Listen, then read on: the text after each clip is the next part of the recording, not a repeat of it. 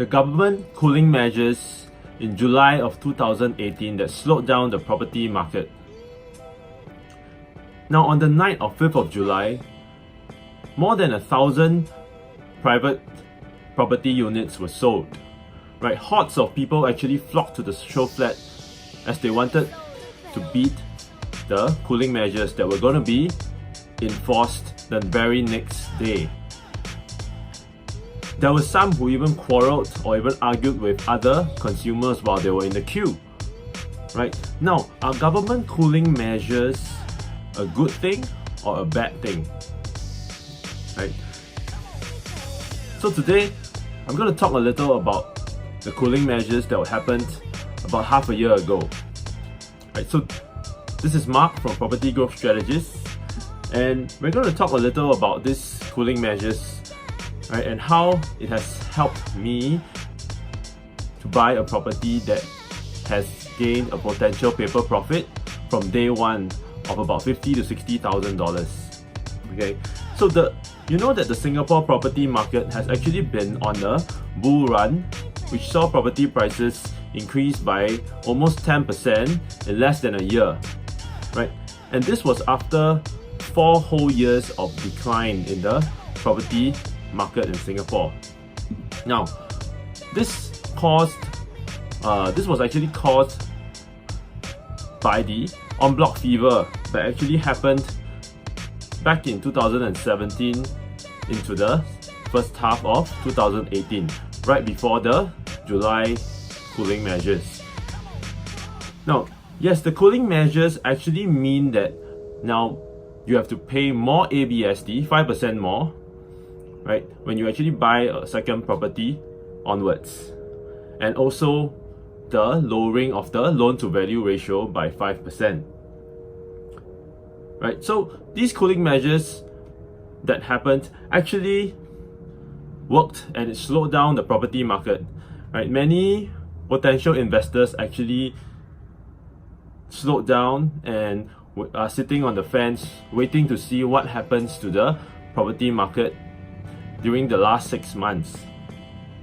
Now, many of my clients and friends, some of them actually talked to me, or rather say complained to me that these new government measures have stopped them from moving forward with their purchase, because they said that now they have to pay 5% more cash or CPF for the down payment, right?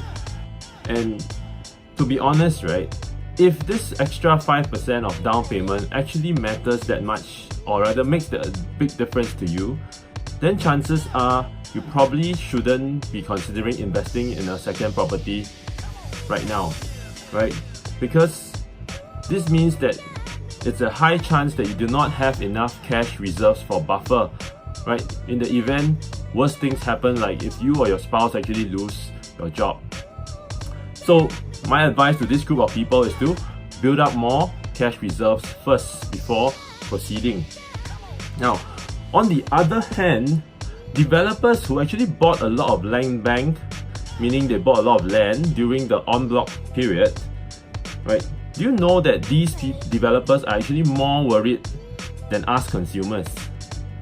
So the question is, why would you say that, Mark? Why are they more worried?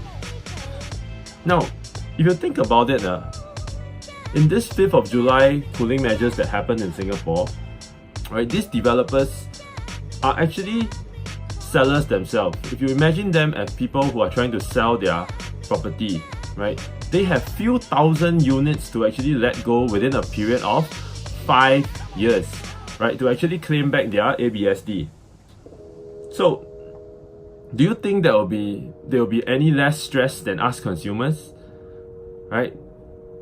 So what happened was that after the 5th of July, some of these developers actually offered rebates or discounts of up to 5 to 7%, in order to bait, or rather give some incentive to incentivize buyers to come back into the market to start buying property again, right?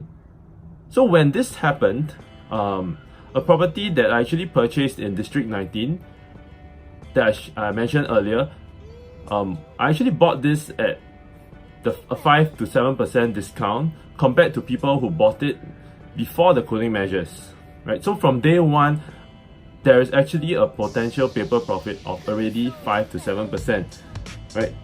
Now, why am I sharing with you this? Okay, it's important, right, to be ready when the opportunity comes around, just like this cooling measure. Okay, so are you ready to commit to such good finds if they actually come around in the market, right? Have you done your research or homework, to prepare yourself so that even before you start looking around for units, right, you already know your numbers at your tips of your fingertips, all right?